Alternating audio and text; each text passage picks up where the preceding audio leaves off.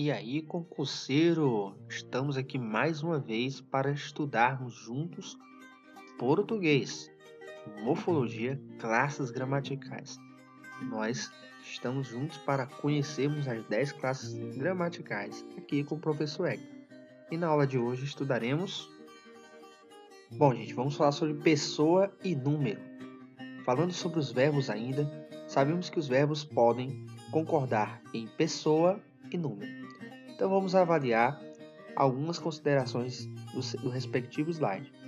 O verbo varia em pessoa e número, ou seja, o verbo poderá ser singular, ele poderá concordar com a pessoa do discurso no modo singular e também em número de plural, ok?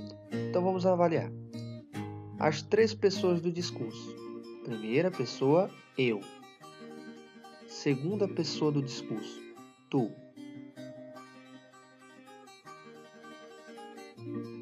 Terceira pessoa do discurso, ele ou ela, ok? Então veja bem, eu posso utilizar o verbo nas 3 formas de se representar as pessoas do discurso, eu, tu, ele ou ela, e também posso apresentar os mesmos verbos na sua forma no singular e na sua forma no plural, ok? Nós temos como exemplo aqui o verbo amar. Observe o verbo amar. Na primeira pessoa, o verbo ficará eu amo. Na segunda pessoa, o verbo flexiona-se e fica amas, tu amas. Na terceira pessoa, o verbo permanece sem variar muito. Então ele fica ele ama ou ela ama. Tudo bem? No plural, nós temos aqui, novamente, as pessoas do discurso, né? A primeira pessoa do discurso no plural, nós. A segunda pessoa, vós. E a terceira pessoa, eles e elas.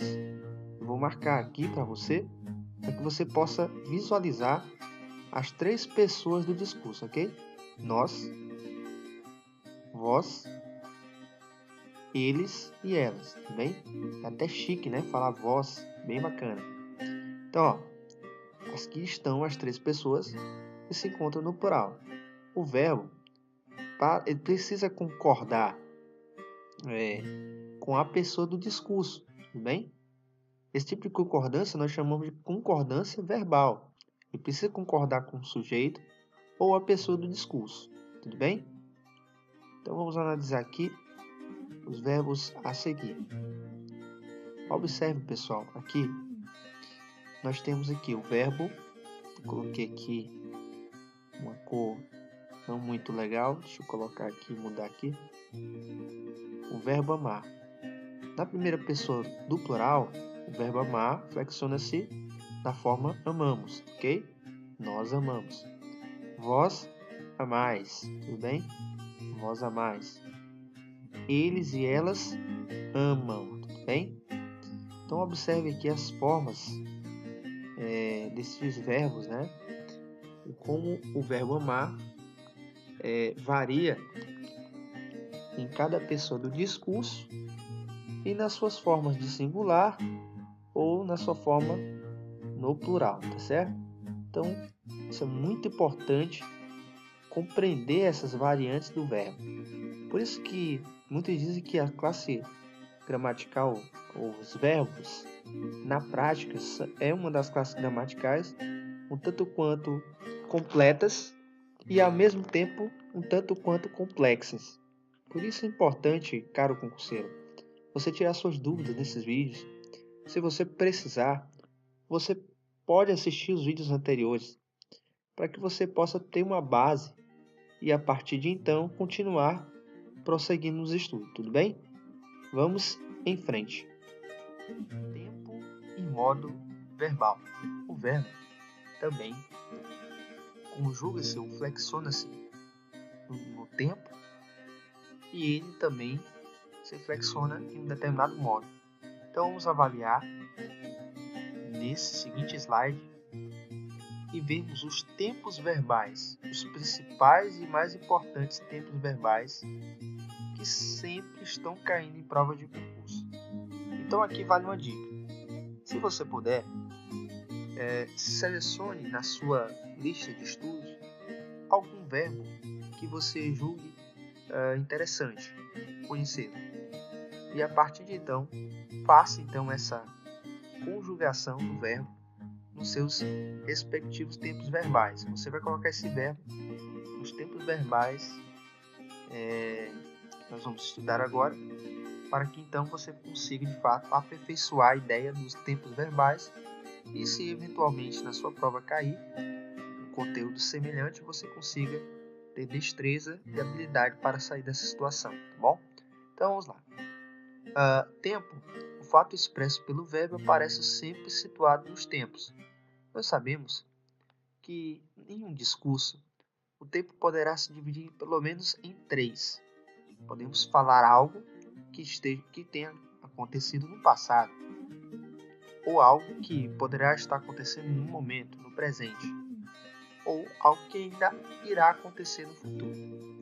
Portanto, os tempos verbais situam-se nessa linha temporal: passado, presente e futuro. Então vamos lá. Nós temos o presente. Vamos analisar a frase e identificar o verbo. O garoto estuda.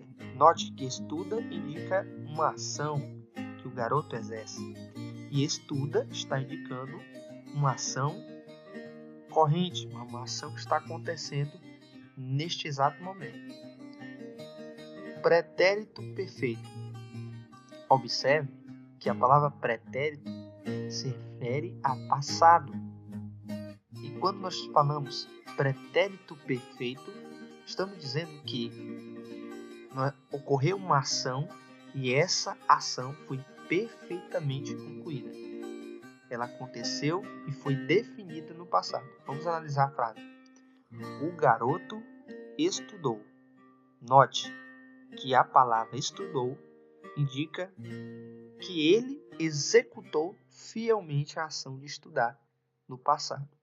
Esta ação foi encerrada no passado e não teve continuidade. Tudo bem? O pretérito imperfeito é também um verbo que está flexionado no passado. Porém, ele indica uma ideia de descontinuidade. Ou seja, ele passa uma ideia de que a ação foi interrompida. Tudo bem? Então vamos lá. O garoto estudava. Observe, estudava é um verbo que está no passado, mas a ideia desse verbo está indicando, esse verbo está denotando uma ideia de que a ação de estudar foi interrompida por algum motivo. Isso está implícito. Cabe a sua avaliação. Você precisa avaliar o verbo e compreender que nas entrelinhas quer dizer isso, tá bom?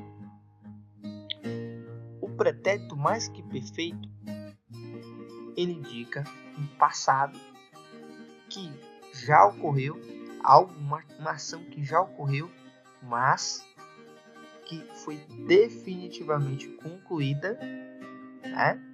E muda aí um pouco a escrita. Vamos avaliar a frase.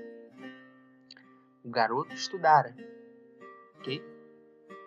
Então, geralmente, para você identificar o pretérito mais que perfeito, a grafia da palavra ela muda drasticamente em relação às outras flexões, tá bom? Vamos agora ver o futuro do presente. Observe. O garoto estudará.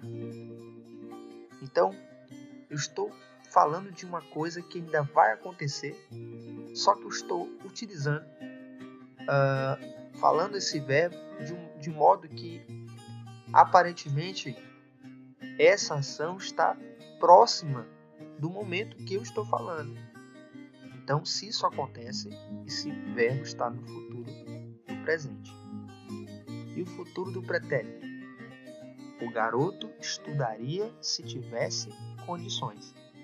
Note que o verbo estudaria está indicando passado e, ao mesmo tempo, está indicando uma ideia de que lá na frente ele iria fazer isso caso tivesse condições, caso tivesse meios para estudar. Então, é uma forma de falar de algo do passado, só que uma forma que ainda não aconteceu, ou seja, um futuro de algo que poderia ter ocorrido no passado. Então, essas ideias isoladas dos modos, dos tempos verbais, são muito importantes vocês, caro concurseiro, vocês tomarem nota, porque são corriqueiras nas provas de concurso. Então, você, nessa aula, aprendeu sobre os tempos verbais. Nós temos o tempo presente, pretérito perfeito, pretérito imperfeito, pretérito mais que perfeito, futuro do presente e futuro do pretérito. Claro que apenas com uma única aula seria inviável indicar e dizer para você que você aprendeu o suficiente sobre esse assunto tão vasto e amplo.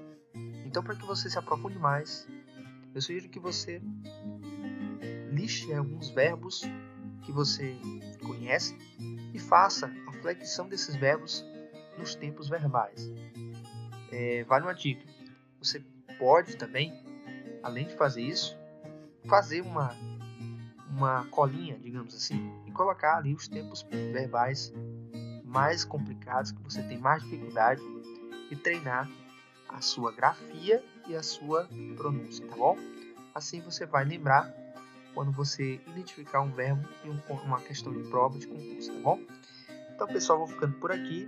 Na próxima aula nós vamos continuar com a nossa aula sobre o nosso curso sobre morfologia e as 10 classes gramaticais. Conto com seu apoio, se inscreva no canal, ative as notificações para que você possa estar atualizadíssimo dos próximos conteúdos que vão ser lançados aqui no canal Concurseiro da NASA. Você, juntos conosco, somos mais fortes. Até a próxima. Tchau.